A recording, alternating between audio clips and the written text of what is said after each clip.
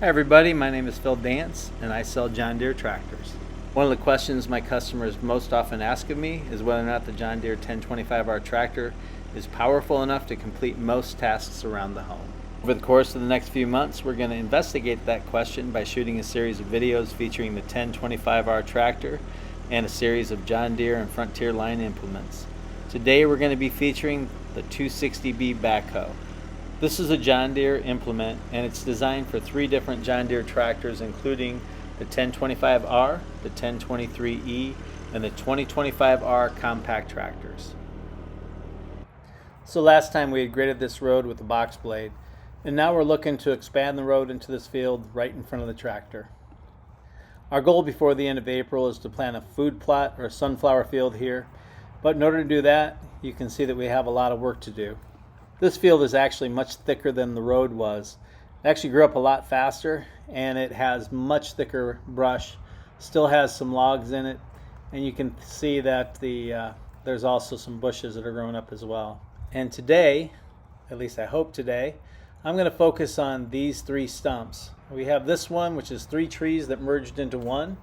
We've got the larger one on the right hand side, and then in the middle you're going to see a much smaller stump, and then there's a bush between all of that. Typically I'm going to work from one tree to the next in a left to right fashion, but in this case, just because of the way the trees are leaning, I think I'm going to start in the middle and then work my way out. There's really no science to this decision. It's kind of based on my experience and intuition. In any case, I'm going to have to still clear the land around those stumps, and I'm going to go ahead and get that started now. Now, once again, before we get into this video, I do want to remind everybody that I have removed the rollover protection from my tractor. And this is not a good idea, as this could result in situations where the tractor tips or rolls over, resulting in damage to the tractor and injury or death to the operator and bystanders. You should never remove rollover protection from your tractor and should always operate the tractor at all times with all safety precautions in place. This is not going to be another video where I'm focused on the AV20F Root Grapple. I have sped up the video to highlight a couple of points about the tractor and how it is now performing with the backhoe serving as ballast on the tractor. You're going to notice that the tractor stays on the ground and doesn't tip. You can even see here I got a heavier load, and as I'm going around it really didn't phase the back end of the tractor at all. It's going to be a little harder to recognize this from watching the video, but there's a huge difference in the way the tractor performs with the extra weight that the 260B Backhoe provides. I am able to push through saplings and brush much easier as all 4 wheels stay on the ground at all times, and in some cases I don't even notice that I pulled something out of the ground until I'm on top of it. Obviously the backhoe is not the only way that you can ballast your tractor. There are plenty of options to do this. In a future video I'm going to be reviewing ballasting options, including loading the tires, attaching heavy hitches, and using other implements to ballast the tractor as well. And coming up here in a second, you're going to see a pretty good example of how the tractor stays on the ground. I'm going to go into a large pile, lift it up, and notice the tractor really didn't budge as I got into that pile of logs. So this is going to be the very first stump that I'm going to remove, and actually it's not one of the 3. As I was clearing the land around the 3 stumps, I ran into this. What I thought was just a sapling that was growing up, it actually turned out to be a pretty good sized tree stump that we had cut off, and it started growing back.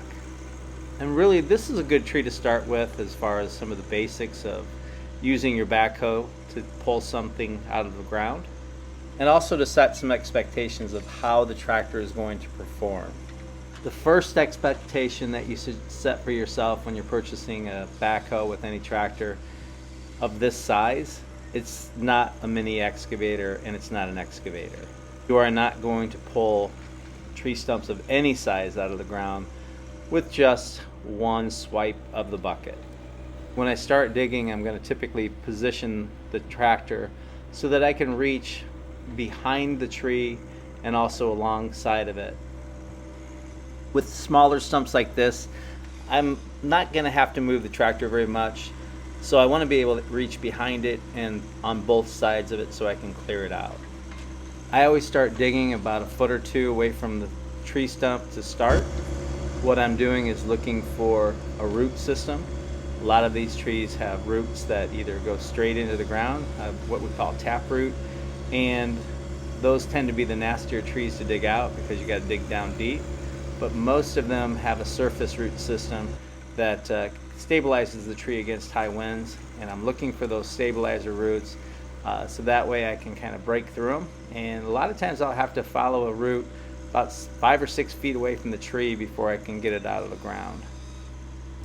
You might recall in the box blade video that I took a 4-inch root out of the ground that was about 12 feet long.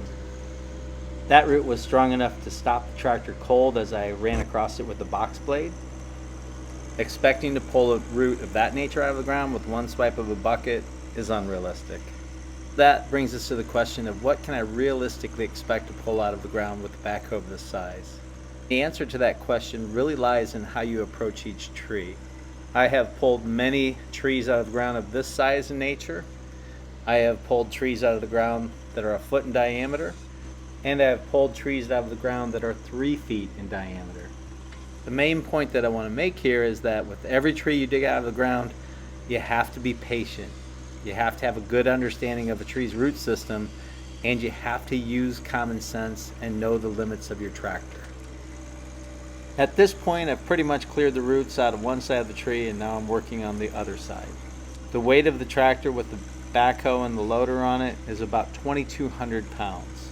I have applied the parking brake to the tractor, and I've put the front root grapple down on the ground, and my outriggers are placed in a position so that all 4 tires are still on the ground. Even with having done all of that, you're going to notice that the tractor is still going to pull forward as I hit major roots in the ground. The 260B backhoe is very powerful. So this is why knowing your tractor's limits is very important. In this case, I know I should be digging directly behind the tractor in what I'm going to call a quarter circle arch. What I don't want to do is dig directly to the right or the left of the tractor on a regular basis. I have a great customer related story here. I had sold a 1025 with a backhoe to a customer that mainly wanted to dig a trench on his property line.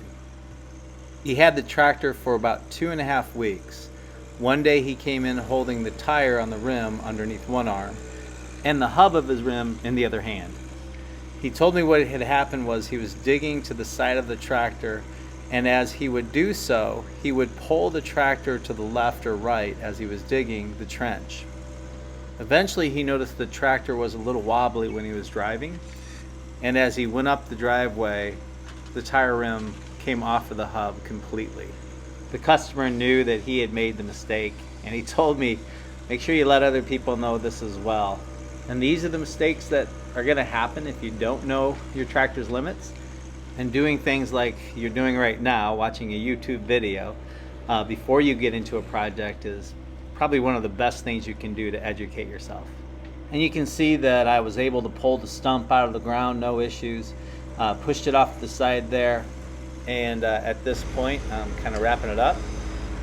I'm going to go ahead and lift this stump up at this point and shake it out. Believe it or not, this stump weighs about 80 or 90 pounds. It doesn't look it, but it's actually pretty heavy. When you shake it up in the air, you can see that the back of the tractor is moving around pretty much. And it's very deceiving when you're pulling one of these out. I try to shake off as much of the dirt as I can into the hole before I take it off to the burn pile. And at this point, I'm ready to go ahead and backfill that hole back in. And you can see that I'm using the root grapple. I don't need to go out and switch to a bucket. At this point, I'm just going to do preliminary backfilling, and the root grapple is perfect for this. And you're going to get a good view of how you can backfill, back drag, and then level off the ground with the root grapple. That's going to do it for today for this video. We're going to break down this series of stump removals into 2 more videos, as each of the stumps presented their own challenges. And there's techniques that I used on both of them that are a little bit different, and I'm going to be going into detail on each of those a little bit more. And I want to thank everybody for watching this video this far. This is my 3rd video in a series of videos that I will be doing on the capabilities of the 1025R tractor. I'm shooting these videos primarily for the benefit of my customers. Hopefully you've enjoyed today's video. If you have, please hit that like and subscribe button. The next 2 videos are already in the works and should be released here shortly. Please check out my website at www.everythinggreentractors.com. For today, thank you so much for watching. I'm Phil Dance, and I sell John Deere tractors.